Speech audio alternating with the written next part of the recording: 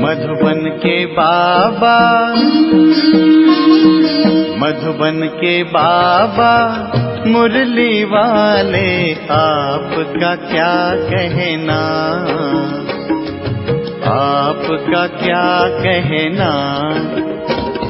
ओम शांति।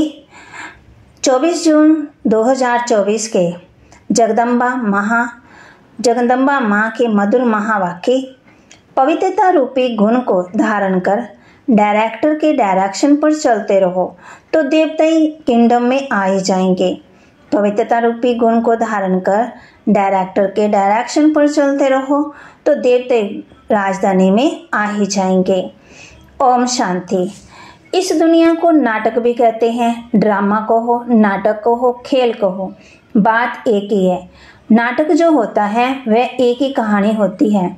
उसमें बहुत बाइप्लाट्स बीच बीच में दिखाते हैं, इधर उधर की सीनरियाँ दिखाते हैं, लेकिन स्टोरी एक ही होती है।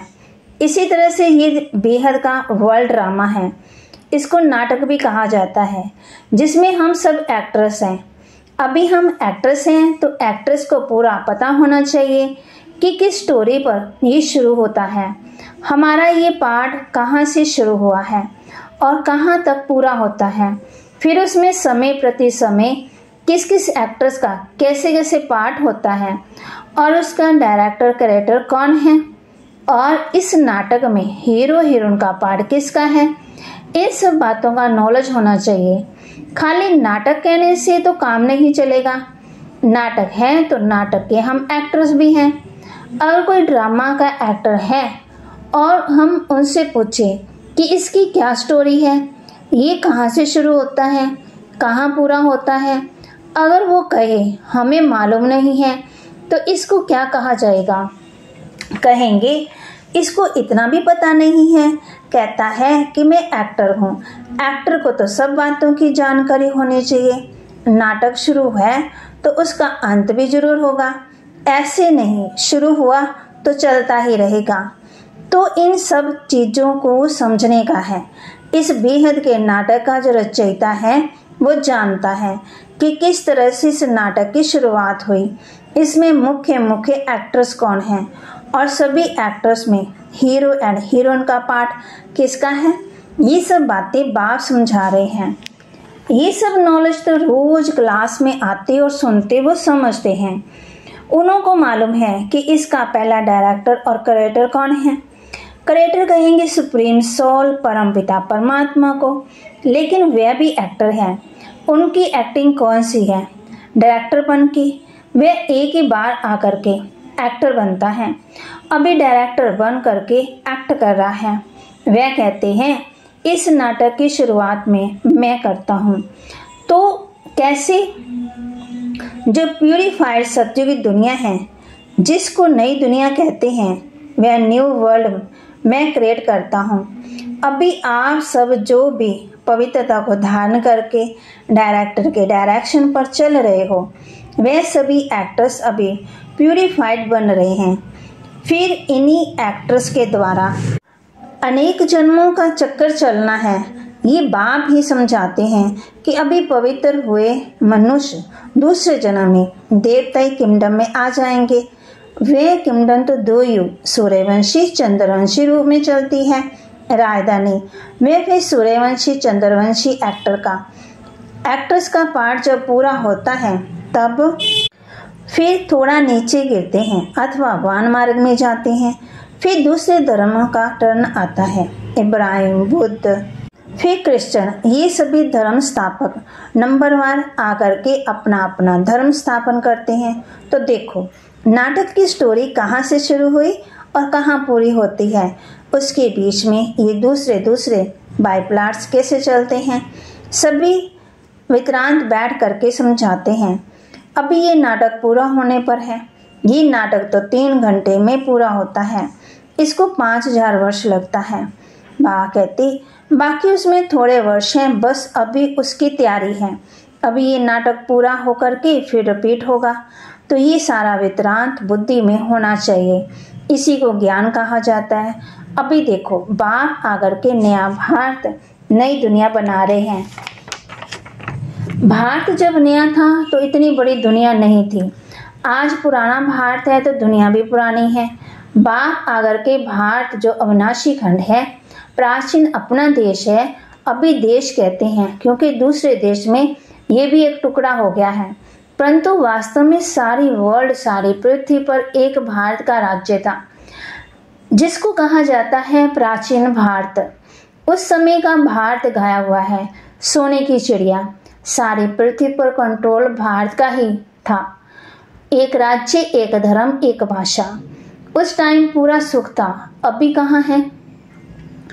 इसलिए बाप कहते हैं इसका डिस्कशन करके फिर एक राज्य, एक धर्म, एक ही प्राचीन वही नया भारत, नई दुनिया बनाता हूँ। समझा? उस दुनिया में कोई दुख नहीं है, कोई रोग नहीं है, कभी कोई अकाले मृत्यु नहीं है। तो ऐसी लाइफ पाने के लिए पुरुषार्थ करो, मुफ्त में थोड़ी मिलेगी, कुछ तो मेहनत करनी पड़ेगी। बीज बोएंगे तो पाएंगे, बोएंगे नहीं तो पाएंगे कैसे। तो ये है कर्म क्षेत्र। इस क्षेत्र में कर्म से बोना है। जो कर्म हम बोते हैं वो फल पाते हैं। बाप कर्मों का बीज बोने का सिखला रहे हैं, जैसे खेती करना सिखलाते हैं, कैसे बीज डालो, कैसे उसकी संभाल करो, तो उसकी भी ट्रेनिंग देते।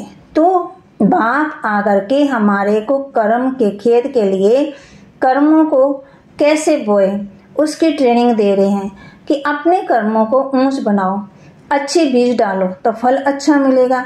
जब कर्म अच्छा होगा तो फिर बोएंगे, उसका फल अच्छा मिलेगा।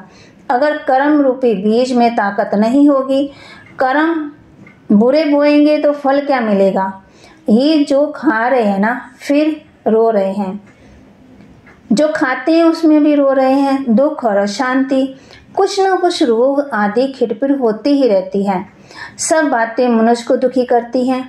इसलिए बाप कहते हैं अभी तुम्हारे कर्मों को मैं ऊंची क्वालिटी वाला बनाता हूँ। जैसी बीज भी उसकी क्वालिटी का होगा तो उस क्वालिटी को बोएंगे तो उसका फल भी अच्छा निकलेगा। अगर बीज अच्छी क्वालिटी का नहीं होगा तो फिर अच्छी क्वालिटी का फल नहीं मिलेगा। तो हमारे कर्म की अच्छी क्वालिटी चाहिए। तो अभी बाप हमारे कर्म रूपी बीज को अच्छी क्वालिटी वाला बनाते हैं। तो वह श्रेष्ठ क्वालिटी वाला बीज अगर बोएंगे तो श्रेष्ठ फल मिलेगा। तो अपने कर्मों का जो बीज है वह अच्छा बो और फिर अच्छा बोना सीखो। तो ये सभी बीजों को समझ कर करके अभी अपना पुरुषार्थ करो।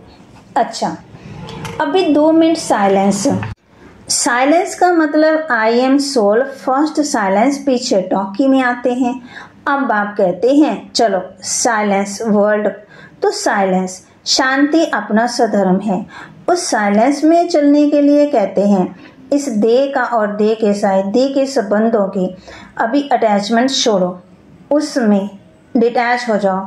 सन ऑफ सुप्रीम सोल, अब मुझे याद करो और मेरे धाम में आ जाओ। तो अभी चलने का ध्यान रखो, अभी आने का नहीं ख्याल करो। अंत मति सो गति, अभी कोई में भी अटैचमेंट नहीं, अभी तो शरीर के भी अटैचमेंट छोड़ दो। समझा? ऐसी अपनी धारणा बनाने की है। अच्छा, अब बैठो साइलेंस में, चलते फिरते साइलेंस, बोलते भी साइलेंस। बोलते कैसे साइलेंस होती है मालूम है ना? बोलते समय हमारा बुद्धि योग अपने उसी I am soul, first pure soul अथवा साइलेंट सोल याद रखना है। बोलते समय हमारे में ये नॉलेज होना चाहिए कि आई एम सोल। इस आग्रह से बोलते हैं कर्म इंद्रियों द्वारा, तो ये अपनी प्रैक्टिस होनी चाहिए। जैसे हम इसका आधार लेकर के बोलते हैं। चलो अभी आँखों का आधार लेते हैं, देखते हैं जिसकी ज़रूरत है उसका आधार ले करके काम करो। ऐसे आधार लेकर के काम करेंगे तो खुशी रहेगी, फिर कोई बुरा काम भी नहीं होगा। अच्छा, ऐसे बाप दादा और माँ के मीठे मीठे बहुत अच्छे सदा साइलेंस की अनुभूति करने वाले बच्चों के प्रति याद प्यार और गुड मॉर्निंग। रूहानी बच्चों की रूहानी माँ को गुड मॉर्निंग और याद नमस्ते। संदेशी के तन द्वारा आलमाइटी पिता के उच्चारित महावाक्य। हे शिरोमणि राधे बेटी, तुम निष्दिन मेरे दिव्य कार्य में तत्पर हो, अर्थात वैष्णव शुद्ध स्वरूप हो, शुद्ध सेवा करती हो, इसलिए साक्षात मेरा स्वरूप हो। जो बच्चे अपने पिता के फुट स्टेप नहीं लेते, उसमें तो मैं बिल्कुल ही दूर हूँ, क्योंकि अब बच्चा तो फिर पिता के समान अवश्य होना चाहिए। ये कायदा अब भी स्थापन होता है जो सतयुग त्रेता तक चलता है। वहाँ जैसा बाप वैसा बेटा, परंतु द्वापर कलयुग में जैसा बाप वैसे बेटे नहीं होते। अभी बच्चों को बाप समान बनने का परिश्रम करना पड़ता है, मेहनत। अगर वहाँ तो नेचुरल ऐसा कायदा बना हुआ है, जैसा बाप वैसा बेटा, जो अनादि कायदा इस संगम पर इस ईश्वरीय पिता प्रत्यक्ष होकर स्थापन करता है। मधुर माली की मधुर मीठी दिव्य पुरुषार्थी बेटी, अब तुझे बहुत रमणीक स्वीटनेस बनना और बनाना है। अभी वर्ल्ड सार्वेंटी की चाबी सेकंड में प्राप्त करना और कराना तुम्हारे हाथ में है। देखो, ऑलमाइटी जो हर एक जीव प्राणी का मालिक है, वो प्रैक्टिकल में इस कर्म क्षेत्र पर आया है। तब सारी सृष्टि हैप्पी हाउस बन जाती है। इस समय वही जीव प्राणियों का मालिक अव्यक्त रीति से सृष्टि को चला रहा है, लेकिन जब ये प्रत्यक्ष रूप में देहधारी बन मालिकपन से कर्म क्षेत्र पर आता है, तब सतयुग त्रेता के समय सभी जीव प्राणी सुखी बन जाते हैं। वहाँ सच की दरबार खुली जाती है। जिसने ईश्वर सुख प्राप्त करने अर्थात पुरुषार्थ किया, उन्हों को वहाँ सदा के लिए सुख प्राप्त हो जाता है। इस समय सभी जीव प्राणियों को सुख का दान नहीं मिलता, पुरुषार्थ ही प्रारब्ध को खींचता है। जिन्हों का ईश्वर से योग है, उन्हों का ईश्वर द्वारा संपूर्ण सुख का दान मिल जाता है। ओहो, तुम वही शक्ति हो जो अपनी ईश्वरीय ताकत का रंग दिखलाए इस आश्रय दुनिया का विनाश कर दैवी दुनिया की स्थापना कर रही हो। फिर पीछे सभी शक्तियों की महिमा निकलती है। अभी वह ताकत तुम्हारे में भर रही है। तुम सदा अपने ईश्वरीय बल और रुभाव के मर्तबे में रहो तो सदा अपार खुशी रहेगी। नित हर्षित मुख। तुमको नशा होना चाहिए कि मैं कौन हूँ, किसका हूँ, हमारा कितना सौभाग्य है, कितना बड़ा पद है। अभी तुम पहले सेल्फ का स्वराज्य प्राप्त करते हो, फिर सतयुग में युवराज बनेंगे तो कितना नशा होना चाहिए। इस अपने भाग्य को देख खुशी में रहो। अपने लक को देखो, अपनी किस्मत को देखो, उसमें कितनी लॉटरी मिलती है। ओहो, कितना श्रेष्ठ तेरा लक। जिस लक से वैकुंठ की लॉटरी मिल जाती है, समझा, लकीएस्ट दैवी फूल बच्ची। इस सुहावने संगम समय पर स्वयं निराकार परमात्मा ने साकार में आकर ये ईश्वरीय फैक्ट्री खोली है, जहाँ से कोई भी मनुष्य आत्मा विनाशी कक पंदे अविनाशी ज्ञान रत्न ले सकता है। ये अविनाशी ज्ञान रत्नों की खरीदारी अति सूक्ष्म है, जिसको बुद्धि से खरीद करना है। ये कोई स्थूल वस्तु नहीं है जो इन नयनों से देखने में आए, मगर अति महीन गुप्त छिपी हुई होने के कारण इनको कोई भी लूट नहीं सकता। ऐसा सर्वोत्तम ज्ञान खजाना प्राप्त करने के अति निसंकल्प सुखदायी अवस्था रहती है। जब तक कोई ने ये अविनाशी ज्ञान रत्न खरीद नहीं किया, तब तक निश्चिंत बेफिक्र निसंकल्प नहीं रह सकता। इसलिए इस अविनाशी ज्ञान रत्नों की कमाई कर अपनी बुद्धि रूपी सूक्ष्म तिजोरी में धारण कर नित निश्चिंत रहना है। विनाशी धन में तो दुख समाया हुआ है और अविनाशी ज्ञान धन में सुख समाया हुआ है। जैसे सूर्य सागर के जल को खींचता है और फिर ऊंचे पहाड़ों पर बसता है, ऐसे ये भी डायरेक्टर ईश्वर द्वारा वर्षा बरसती है। कहते हैं शिव की जटाओं से गंगा निकलती है। अभी इनके मुख कमल द्वारा ज्ञान अमृत धारा बरस रही है, जिसको ही अविनाशी ईश्वरी धारा कहा जाता है, जिससे तुम भागीरथ पुत्र पावन हो। अमर बन रहे हो। ये सिरताज बनाने की वंडरफुल मंडली है। यहाँ से जो भी नर और नारी आएंगे वो सिरताज बन जाएंगे। दुनिया को भी मंडली कहा जाता है। मंडली अर्थात स्थान। अब ये मंडली कहाँ टिकी हुई है? ओम आगर के अर्थात अहम स्वधर्म में। अब और सारी दुनिया स्वधर्म को भूल प्रकृति के धर्म में टिकी हुई है। तुम शक्तियां फिर प्रकृति को भूल अपने स्वधर्म में टिकी हुई हो। इस दुनिया में सभी मनुष्य निराकार ईश्वर को याद करते हैं, जिससे अपने नैनों से देखा भी नहीं है। उस निराकार में उन्हों का इतना अति प्यार रहता है, जो कहते हैं ईश्वर आपने मुझे लीन कर दो। परंतु कैसा वंडर है, जो स्वयं ईश्वर जब साकार में प्रत्यक्ष हुआ तब उनको पहचानते नहीं। ईश्वर के बहुत प्यारे भक्त ऐसे कहते हैं, जिधर देखता हूँ उधर तुम ही तुम हो। बोल वो देखते भी नहीं है, परंतु बुद्धि योग से यही मालूम महसूस करते हैं कि ईश्वर सर्वस्व है। लेकिन अब अनुभव से कहते हैं कि स्वयं निराकार ईश्वर प्रैक्टिकल साकार में यहाँ आए हैं, पधारा है।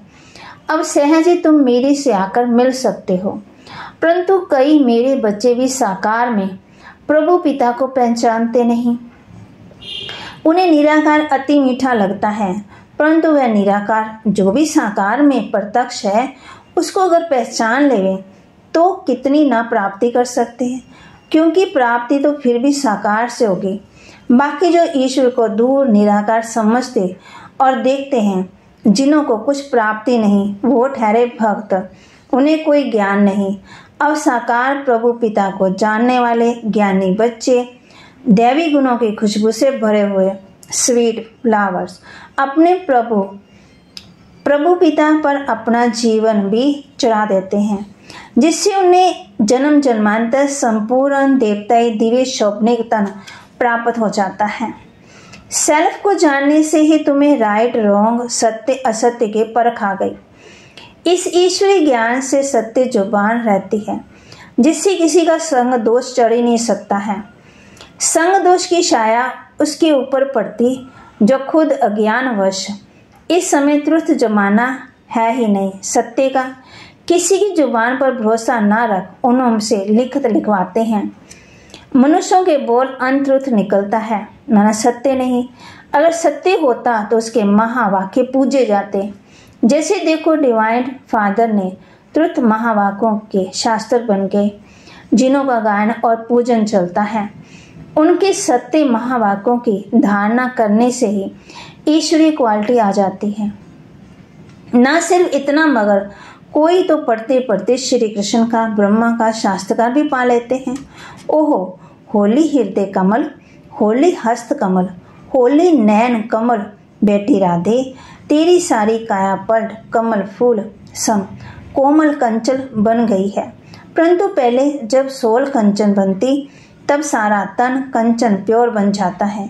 जिस होली कोमल तन में ही अति कशिश भरी हुई है। तुम अपने परमेश्वर पिता द्वारा अज्ञान तप्त को बुझाए, ज्ञान तेज को जगाए अति शीतल रूप बन गई हो। खुद शीतल रूप बन फिर अन्य हम जिन्स को भी ऐसी सच्ची शीतलता दान देने अर्थात इस सुहावने संगम पर निमित्त बनी हुई हो। तुम्हारे जड़ चित्रों द्वारा भी सारी दुनिया को शीतलता को शांति का दान मिलता रहता है। अब भी तुम सारी सृष्टि को सेल्वेशन में लाए, अंत में अपना दिव्य तेज दिखाए न्यू वैकुंठ गोल्डन गुलशन में जाकर विश्राम करेंगे। अच्छा वरदान। बाबा शब्द की चाबी से सर्व खजाने प्राप्त करने वाली भाग्यवान आत्मा भव। बाबा शब्द की चाबी से सर्व खजाने प्राप्त करने वाली भाग्यवान आत्मा भव। चाहे और कुछ भी ज्ञान के विस्तार को जान नहीं सकते, न सुना सकते हैं, लेकिन एक शब्द बाबा दिल से माना और दिल से औरों को सुनाया तो फिर आत्मा बन गए, विशेष आत्मा बन गए। दुनिया के आगे महान आत्मा के स्वरूप में गायन योग्य बन गए, क्योंकि एक बाबा शब्द सर्व खजानों के व अभाग्य की चाबी है। चाबी लगाने की विधि है दिल से जानना और मानना। दिल से कहो बाबा तो खजाने सदा हाजिर हैं। स्लोगन, बाप दादा से स्नेह है तो स्नेह में पुराने जहान को कुर्बान कर दो। बाप दादा से स्नेह है तो स्नेह में पुराने जहान को कुर्बान कर दो। बाबा के महावाक्य को अपने जीवन में धारण कर लो। ओम शांति। और अब यह एक बहुत अच्छी वीडियो भी जरूर देखें।